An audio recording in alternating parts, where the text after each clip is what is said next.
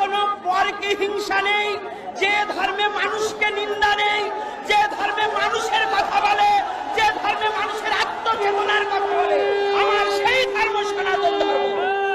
আর আমার সেই সনাতন ধর্মকে নিঃস্ব করার জন্য যে কুচক্রমহল আসুক না কেন, তাদের হাত ভেঙে গুড়িয়ে দিতে হবে। আমার সনাতনের প্রতি বিন্দুমাত্র আর চোখে তাকালে তার চোখ তুলে দিতে হবে। কারণ এই ঘুমান্ত প্রাণীকে খুঁচা দিয়ে জাগাবার চেষ্টা যেন কেউ না করে। 8 দফা দাবি করেছে, বেশি কিছু নয়। সনাতনী, একটু আগে আমার এক বাবা বলেছে, আমি একমত। সনাতনী কখনো ভিক্ষার থালা হাতে নেয় না, সনাতনী কোনো কারো দয়ায় বাঁচে না।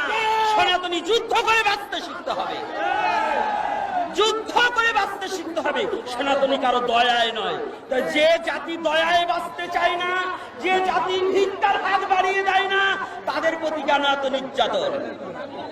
শুধু আমি একটা কথা শুনেছি, আমি পূর্ববর্তী বক্তাদের একটা অনুরোধ করব, কোন সরকার নয়, কোন বছর নয়, কোন সাল নয়, ৭১-এর পর হইতে যতবার যে সরকার এসেছে, প্রত্যেক সরকার সনাতনীদের প্রতি নির্যাতন করেছে। শুধু কোন এক সরকার নয়। আপনারা জানেন 19 সালে নানুয়া দিঘির পাড়ে হনুমানের পায়ে নিজেরাই কোরআন রেখে যে মন্দিরগুলাকে ভেঙেছিল, যে সনাতনী যুবকদের হত্যা করা হয়েছিল, আওয়ামী লীগ সরকার তার বিচার করেনি। 21 সালে ঠিক আছে, যাক আমার ভুল হতে পারে, তাহলে 21 সালে যে ঘটনা, তারপর থেকে যত ঘটনা, আওয়ামী লীগ বলেন, বিএনপি বলেন, জাতীয় পার্টি বলেন, সনাতনী এই বাংলাদেশ টিকে আছে সনাতনী জাতির সম্পত্তির উপরে। দাতব্য যত চিকিৎসালয়, দাতব্য যত প্রতিষ্ঠান, আপনার জগন্নাথ ভার্সিটি থেকে শুরু করে এই রমনা পার্ক পর্যন্ত সমস্ত সনাতনী জাতির সম্পত্তি। এই বাংলাদেশের মধ্যে যত দাতব্য প্রতিষ্ঠানগুলো প্রায় সনাতনী সম্পত্তির উপরে দাঁড়িয়ে আছে। জাদুঘরের যত মূর্তি আছে সব সনাতনীদের মূর্তি। জাদুঘরে যত সংস্কৃতি আছে সমস্ত সনাতনীদের সংস্কৃতি। এই সনাতনীর সম্পত্তি দিয়ে বাংলাদেশের বারোয়ানি চলছে, আর এই সনাতনী কেন এত নির্যাতন সহ্য করবে? কি কারণে? এটা অন্তর্বর্তী সরকার এখন এসেছে। আমার জিজ্ঞাসা, আমার জানবার অভিপ্রায়, অবিলম্বে 8 দফা দাবি আমাদের মেনে নেন। এই 8 দফা দাবি আপনার কাছে আকুল আবেদন। আমরা সাধু সন্ত কেন পথে আসব? সনাতনী সাধু সন্ত সহসা পথে আসে না, সনাতনী সাধু সন্ত সহজা রাজপথে নামে না। আর যারা যদি একবার সাধু সন্ত এখন আসেনি, এই বাংলায় হাজার হাজার সাধু সন্ত আছে। আপনারা এখনো, আমি অন্তর্বর্তী সরকারের কাছে বলি, সাধু সমাজ যদি একবার পথে নেমে পড়ে, এই 8 দফা দাবি যদি না মেনে নেন, যদি নেমে পড়ে, জানবেন পুরো শহর অচল হয়ে যাবে, পুরো শহর অচল হয়ে যাবে। আর হে সনাতনী যুবকবৃন্দ, তোমরা এমন ধর্মে জন্মগ্রহণ করেছো যে ধর্মে মরে না, বাঁচতে শিখায়। সনাতন ধর্মে বাঁচতে শিখায়। সনাতন ধর্মে জন্মান্তরবাদ আছে, তুমি মরবে না, ভয় নেই। জাতির জন্য প্রাণ দান করবো, তথাপিও জাতিকে জাতির জন্য জীবনকে শেষ করে দেব। এই যতগুলো সাধু সন্ত এসেছে, প্রত্যেকটা সনাতনী একমাত্র জীবনটাকে বলিদান করেছে তার ধর্মের জন্য। এই সাধু সন্ত মরতেও শিখেছে। জানবেন সাধু সন্ত আর ঘরে বসে থাকবে না। আর যদিও কোনো সাধু সন্ত ঘরে ঘুমিয়ে থাকে, জানবে ওরা সনাতন ধর্মের সাধু নয়, ওরা পাঁচাটা কুকুর।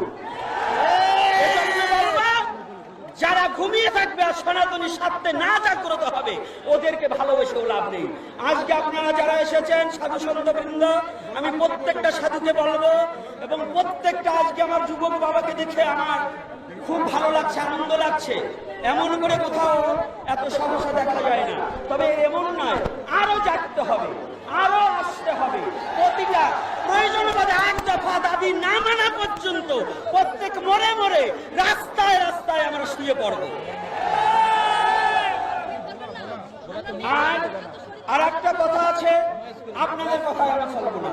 কথা হচ্ছে বাংলাদেশে আমার নলেজে আছে, আমি এর আগে একটা আলোচনায় বলে দিয়েছি ইউটিউবে, যদি আমি বাস্তব সত্য প্রমাণ না করতে পারি, আমি নিজে ফাঁসির দড়িতে ঝুলে পড়ব।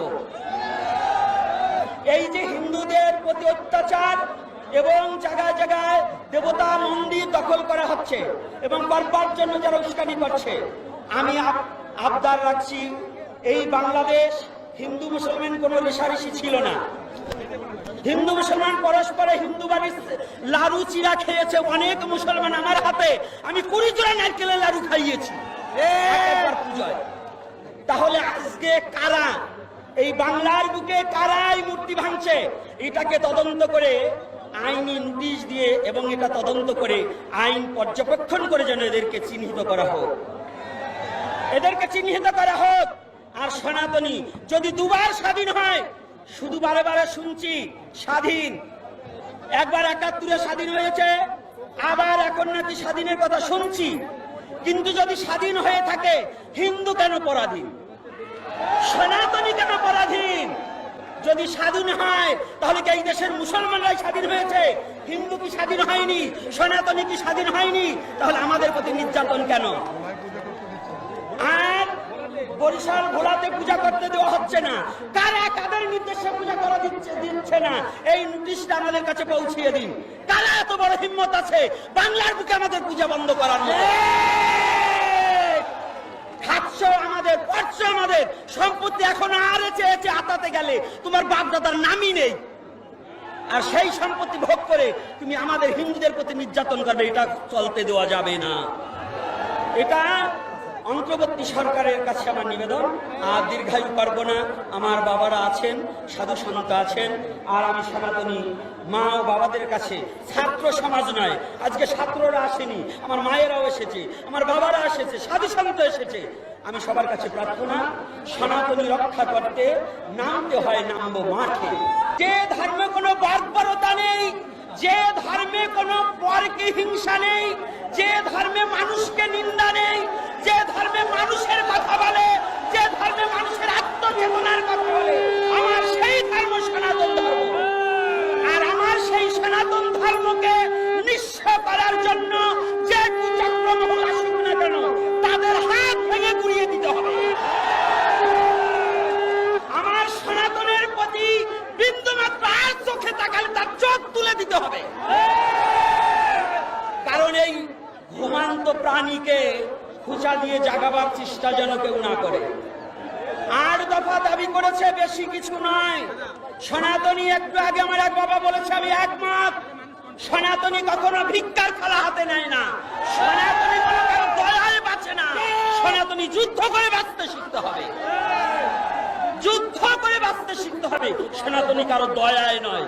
তো যে জাতি দয়ায় বাঁচতে চায় না, যে জাতি ভিক্ষার হাত বাড়িয়ে দেয় না, তাদের প্রতি কেন এত নির্যাতন?